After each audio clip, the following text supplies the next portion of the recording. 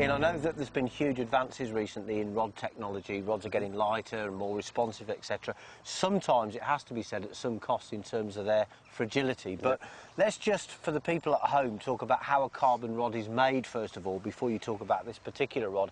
And very, very simply, a rod is made by taking some carbon cloth, wrapping it around a thing called a mandrel, and then it's held together by resin. Now, the end result is a carbon fibre tube, and that forms the blank.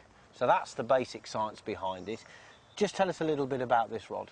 Okay, well, this is the Airtech Nano rod. It's a new one from Airflo. Now, the nanotechnology is used and designed in this rod, and what that is, it's an equal balancing of the resin throughout the whole blank. Immediately, that reduces any chance of any weaknesses appearing in the rod. Secondly, it increases the flexibility of the rod. You get a 50% flexural curve in the rod, extra strength, and it makes it incredible fight for a rod, and you feel every little bounce and hit. It also makes the rod 25% stronger. Now, we all tend to abuse our rods a little bit. You might smack it with a gold head, you throw it down on the bank. So that 25% increase in impact resistance is going to make your rod last much, much longer. So you've been fishing with the rod. How did it perform? Well, Matt, it's extremely light. That's the first thing. It's a different class of rod.